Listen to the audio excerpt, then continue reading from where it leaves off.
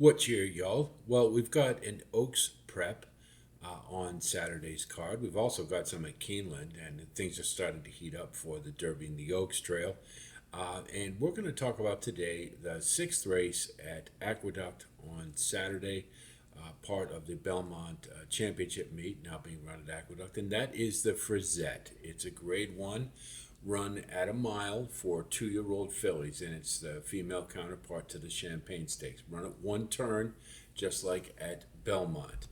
And we've got a big field for this one, and that kind of it has something to do with perhaps the way I'm going to attack this race, but we're going to talk about them one at a time.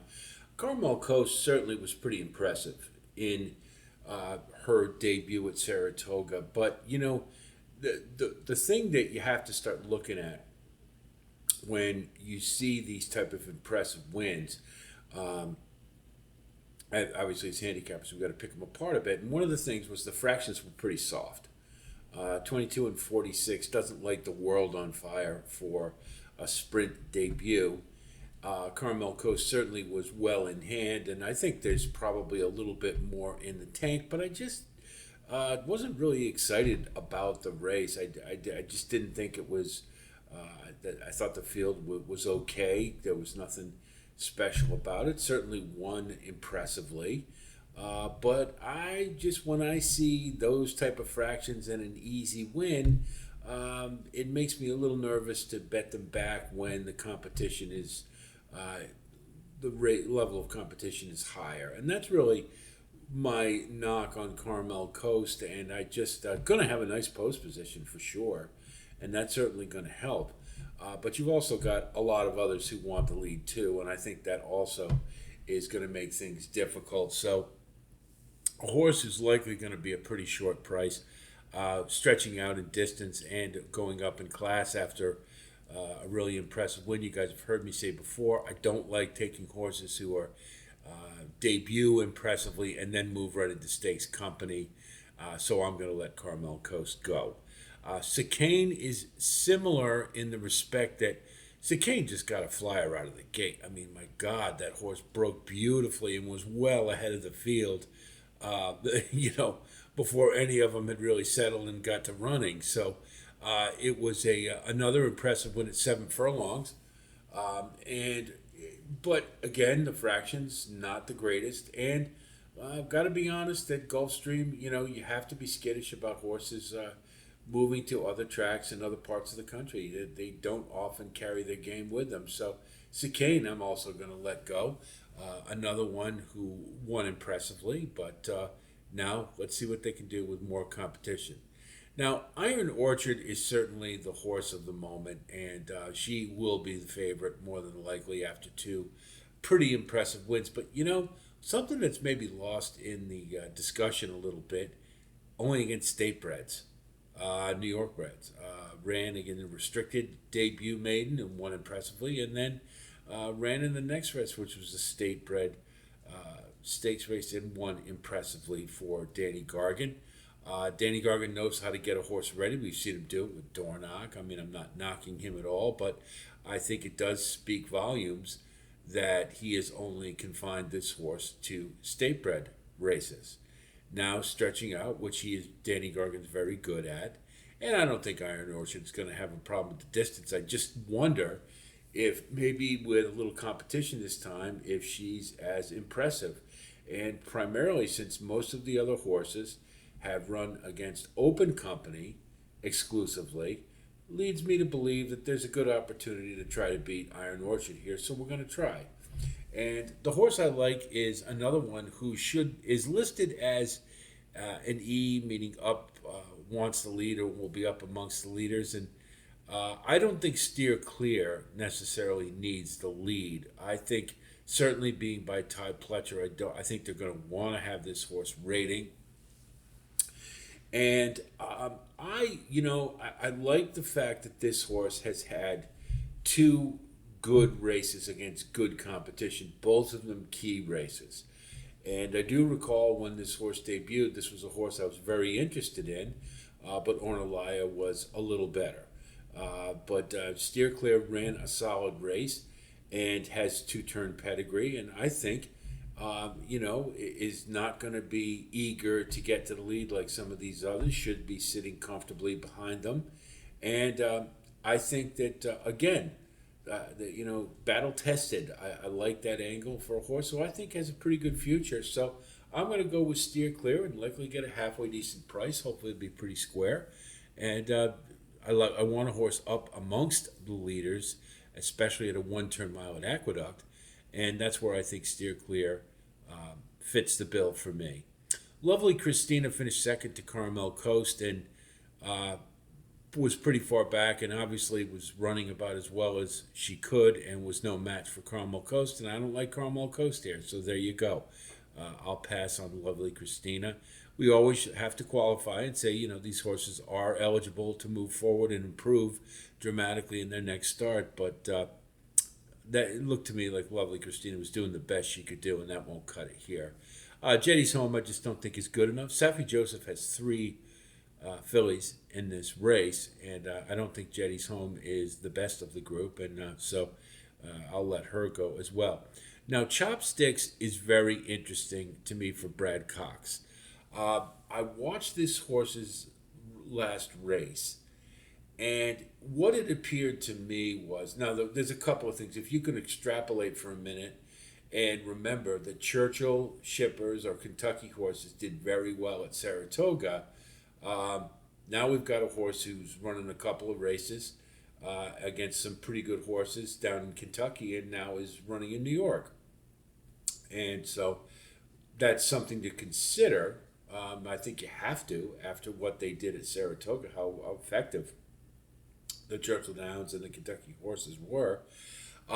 The thing with Chopsticks, I did like what I saw from this horse, except for one thing.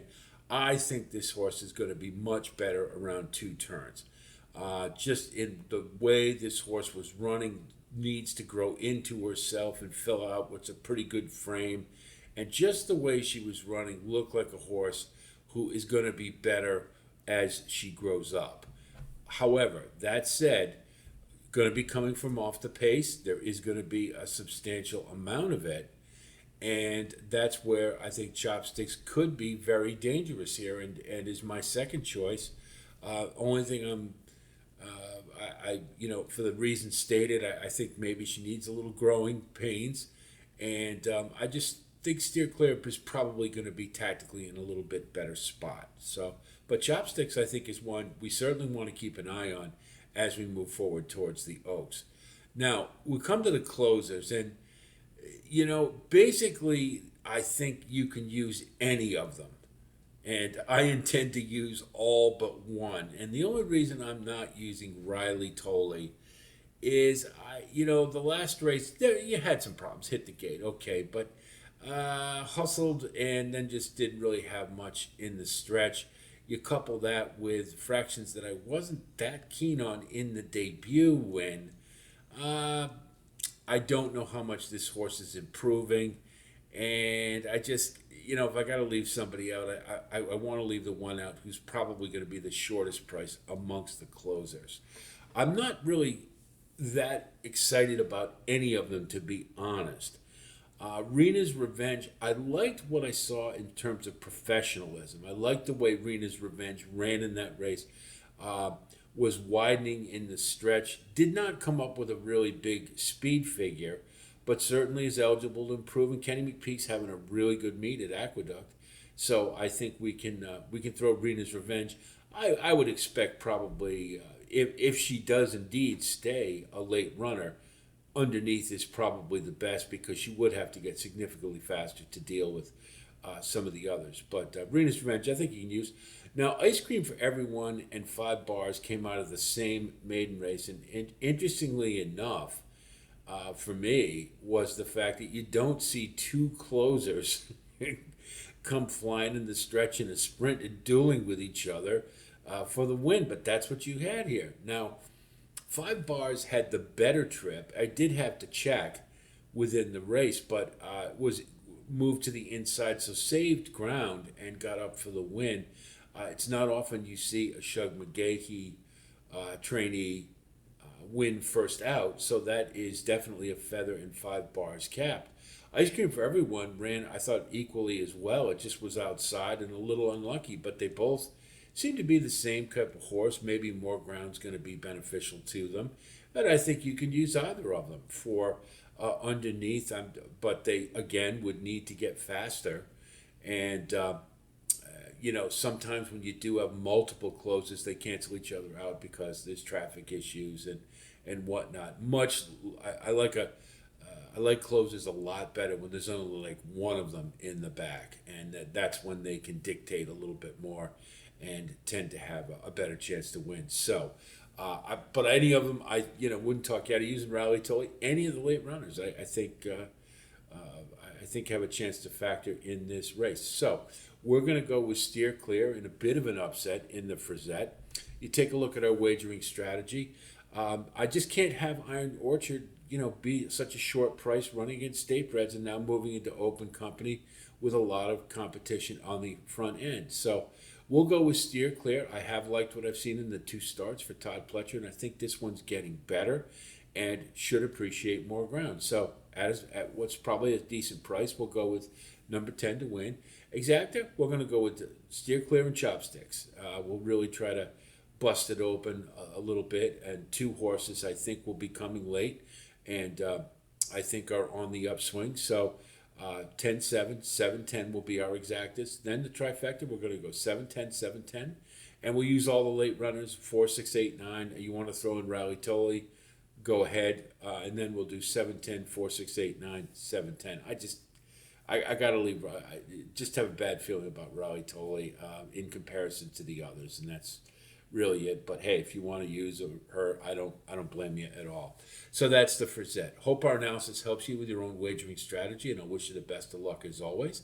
And of course, if you do like content like this, please like and subscribe. And again, thanks so much to all of you who continue to make it what is, I think, a great community. So again, very grateful to all of you for the support, and we appreciate it. We're going to have Keeneland coverage for this weekend. We've got stakes races on Friday and Saturday, and we will try to get to as many of those as we can. We'll likely have the pick 5 sequence for Keeneland on Saturday. So plenty more content coming from Right at the Wire. So that's it from here. I'll talk to you soon, and until then, be well.